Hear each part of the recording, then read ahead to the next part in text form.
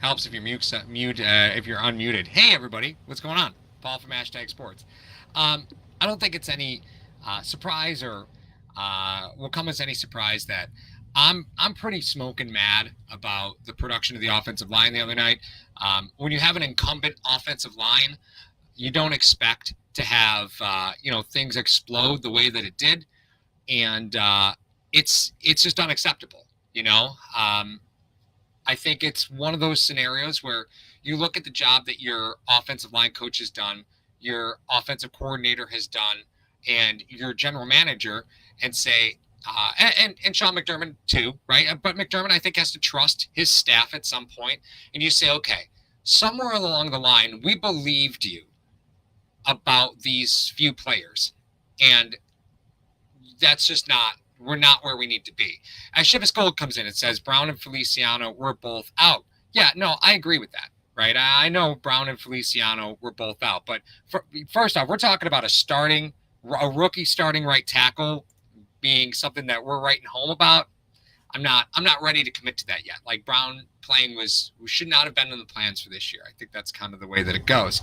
And I think we all saw what Cody Ford looked like and how that went, even though PFF actually graded him the second best offensive player for Buffalo. Think about that one for a hot minute, right? Red, white, and blue. Love this comment. Dable knows our personnel and continues to not go with our strengths. So I'm ready to walk away from Cody Ford, and I hope that there's somebody in the front office staff that kind of feels similar. I don't know. I don't know if they're really there. This team is pretty strict about when they draft a player, they're going to keep a player. And they're really hard set against letting players go that they've drafted, like really hard set against it. Ike Bucker has been on this team for 3 seasons now, and he got pressed into duty last year. And yesterday was, again, lost in the wash. You knew that this team had an issue with the performance of the offensive line by the volume of guys that they brought in this offseason, yet here we are with the same guys.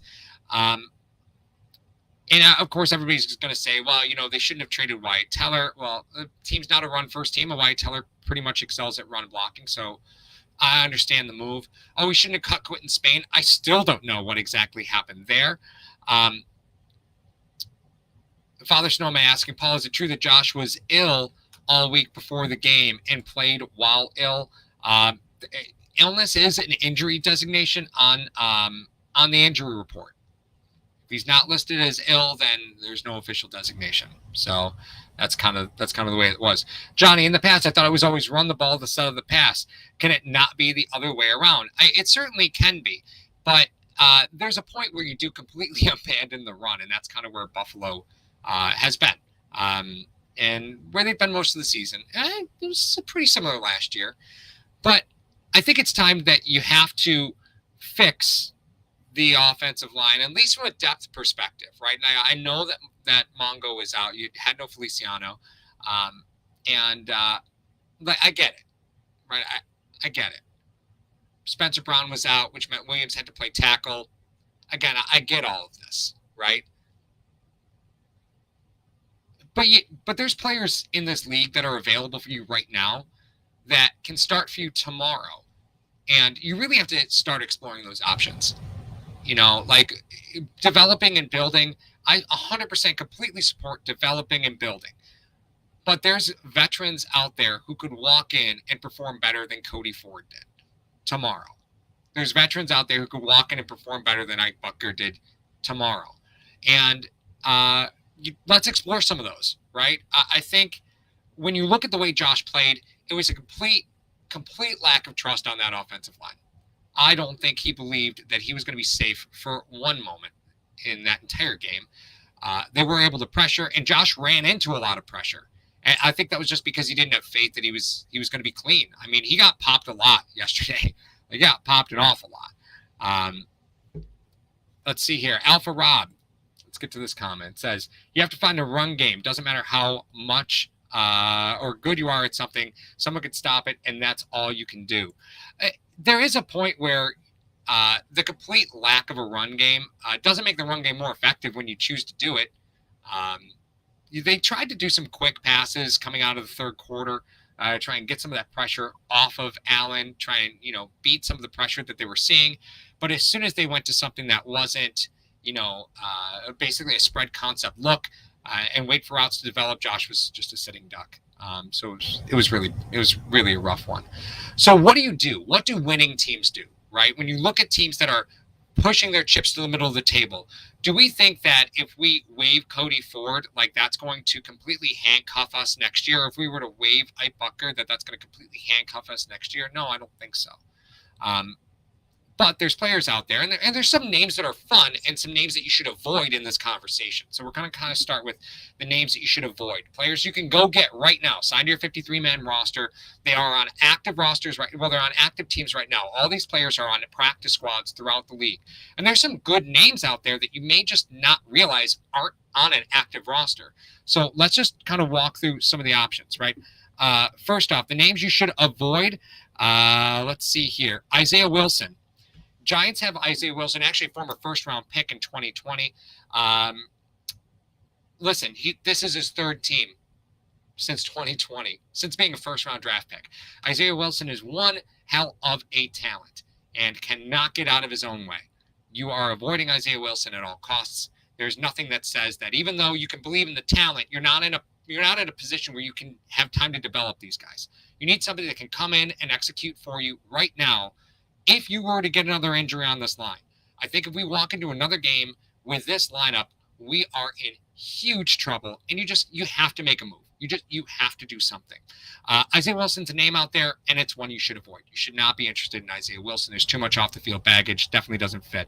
Mike Horton from the Panthers on the practice squad, previously of Auburn. Those Auburn boys sure do run block well. And of course, the Carolina connection. You should probably avoid Mike Horton's. Never started an NFL game.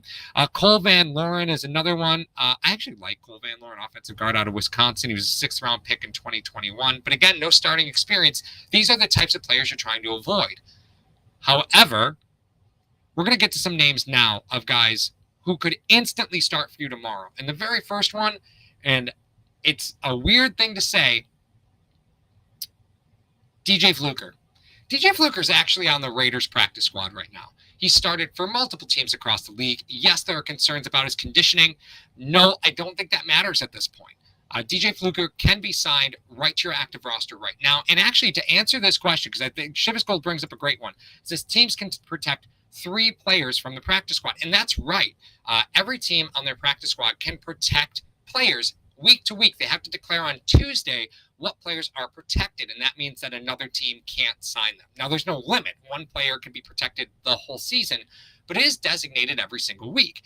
So let's say the Raiders protect DJ Fluker. That means Buffalo won't be able to sign him from the Raiders practice squad to their 53-man roster, just as an example. But that list changes every single week, and it has to be declared on Tuesday.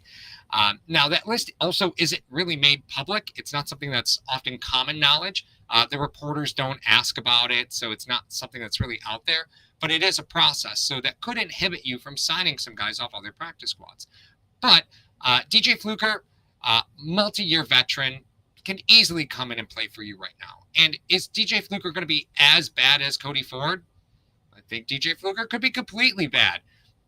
Could he be as bad as Cody Ford? This could be a complete disaster. But the reality is you have to do something, right? I think you need to add a little bit more veteran presence to that guard position, because right now you're shopping at Big Lots for your guards, and you just need to make a commitment to say, listen, we have to get better. It is not an option to stay the way that we did. It is not an option to keep the guys active that we kept active. We cannot do that again. Because you got to protect the $250 million arm that you have behind center. And the reality is he was running scared on Sunday. And nor do I blame him. He was getting peppered all over the field. So you got to do something, right? You have to do something. And these are the options you have to look at. So DJ Fluker is an instant option for you. The last one that I have that I kind of like. And this one's it's a sneaky one, but I kind of like this one. And it's Lane Taylor. Now, some of you guys might not know Lane Taylor. He's on the Houston practice squad. And I know what you're thinking. Whoa, Paul. Why would you be interested and a player from Houston's practice squad. If you can't make that roster, then why would you be interested in him? Well, Lane Taylor is a veteran, and practice squads used to be only players with less than 3 years of accumulated NFL experience. But those rules changed with COVID. So you can actually have veterans on your practice squad, much like the Bills signed Devonta Freeman last year and Kenny Stills last year to their practice squads. They were veterans. They wouldn't have normally been eligible for the practice squad, but here they were, right, because of the expanded COVID rules. Those rules stuck around. So you can have veterans on your practice squad. So Lane Taylor is one that I like a lot. He was previously from Oklahoma State, but he was starting for Green Bay last season. He did lose the season to an ACL injury, and one of the reasons he ended up with Houston was because that is where I think it's James Campen, the former offensive line coach for the Packers, went to Houston, and that's where Lane Taylor followed him. Again, completely available to sign and start. He started inside the league, and I am a big proponent of, if you could start in front of Aaron Rodgers, then you're good enough to play for me. I really do believe that.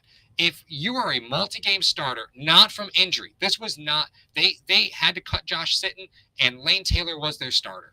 They let Sitton go because they had salary cap issues. Lane Taylor was who won the job, and until he tore his ACL, he was going to be the guard for the Green Bay Packers. And recovery went well. He's been practicing and playing ever since then. And if you're good enough to start for Aaron Rodgers, you're good enough to start for me. That's as easily as how I look at that. And if you're Brandon Beane, these are the things that you have to do. You can't depend on developing all the time. You're going to have to look at ways to save money when you have to pay Josh, but today is not that day. It's not. You can go and make your football team better. And if there is no movement this week at all from a personnel standpoint, then it's a flag to me that says there's some concern here. This team has a tendency to a fault, trust the players that they bring in. They really do. And I 100% believe Brandon Beane is outstanding at his job. I really do. So I don't want to make this sound like this is, me bagging on Brandon, because that's far from what this is. But after what you saw on Sunday, don't you think that it would behoove you to look at your own roster and say, we probably need to be a little bit, we need to be a little bit more urgent here. This is a little bit more of an urgent need, because you've got two guys on the practice squad. Jacob Capra from San Diego State, he's an offensive guard, and Evan Kazmierzak from UB, offensive tackle. But those are guys that are developmental prospects. You don't have time to develop anymore. You developed Ike Bucker. He was on your practice squad for a few years, and this is where you are. You do not have time to recreate that. You do have Cody Ford. I don't know what you do there. But you have to do something. And if you're going to sign somebody off somebody else's practice squad, they have to make your 53-man roster, which means a roster move has to be incoming, whether that is a offensive lineman goes or stays. And that's not even naming the fact that Forrest Lamp is on the Saints practice squad. He was in the building for you already this year. He ended up getting hurt. You could sign Forrest Lamp back to your active roster. He's on the Saints practice squad. Yes, Buffalo released him with an injury settlement weeks ago. But if you want to go old familiar, you can bring Forrest Lamp back. Sign him to the 53-man roster. So you have options. You brought him in once, and now he's just with the Saints. He's healthy enough to practice. He was healthy enough to be signed. Maybe you should do that. I'm just saying that there's three really viable options right there that are simple, executable, and could happen tomorrow. But if this team does not look at personnel, then I don't know what to do, because there's no help on the practice squad if you get an injury on that offensive line. I think what we all saw was terrifying. You got to do something. And granted, I think this is a great comment. So let me put up on screen. Hold on. Autumn says, I feel like the Bills had some opportunities to succeed in the run with RPOs that Josh kept to throw. Singletary had some space. You don't need 10-yard runs each carry to be successful. 4 to 5 yards is okay. 100% true. The offensive scheme going into that game did not allow for any flexibility or versatility, right? When you face some adversity, you didn't have anything to kind of take the pressure off of that offense, right? Even with that being said, because Josh was pretty selfish with the RPOs, which is not uncommon for Josh. I think everybody and their mother knew that, with a fourth down on an RPO call, Josh is not handing that football off. It is not going to happen. He's going to put that football in his own hands, and he's going to go try and win the game for his team because that's who he is. That's what he is about. If he has the opportunity to go win that football game, he's going to do his best to win that football game for you. But with that offensive line, I don't think there was any prayer in the world that you had of running the ball effectively yesterday. Now, play action is a way that you can often open up your offense, but again, the offensive line, you're not running the ball often enough to make play action even really a concern at this point.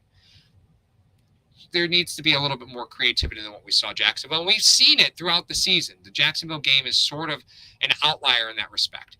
But you can go and look at what is out there not on the waiver wire, not as street free agents, guys who are actually in other teams' buildings, who are in shape, who are healthy, and who could be here tomorrow that could start for you right away. Those guys, just to recap, Forrest Lamp, he's on the practice squad of the Saints. You can sign him to your active 53-man roster if he's not protected. DJ Fluker, a multi-year starter for multiple teams across the NFL. He is with the Raiders right now.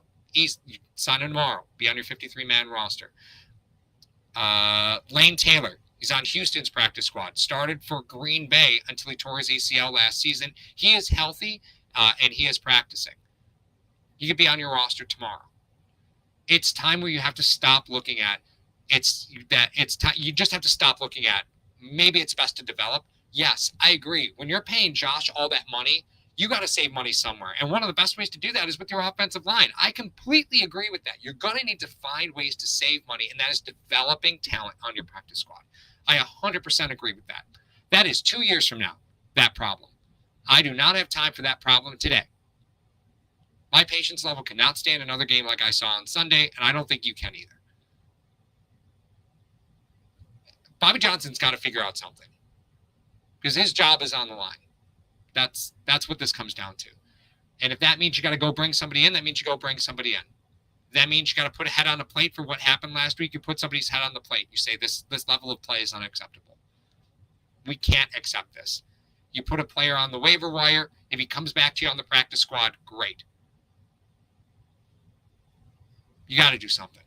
You can't have your quarterback running scared like that. There was just no faith that he was going to be safe in that pocket all game long. Just can't do it. Don't do it to yourselves. All right, guys. That's Paul from Hashtag. I hope you guys have an excellent Monday. We'll see what Transaction Tuesday brings us. Big day. Again, a lot of these things you're not going to see till Tuesday. So if there are any transactions, usually that's a Tuesday thing. So let's keep an eye on the waiver wire. Let's see what happens. Let's keep an eye on those injury reports. You can always catch us here on Hashtag. You can go watch the post-game show that Mario and I did last night if you want to catch up on what our thoughts were about the game. You'll see Tommy and Mike on Tailgate Talk on Friday. Of course, thank you to Mr. Rogers Homes. If you want to invest in Arizona real estate, you can go ahead and go directly through us, MrRogersHomes.com. Let Sean know we sent you. And other than that, I will talk to you guys soon. Have a great day, and go Bills.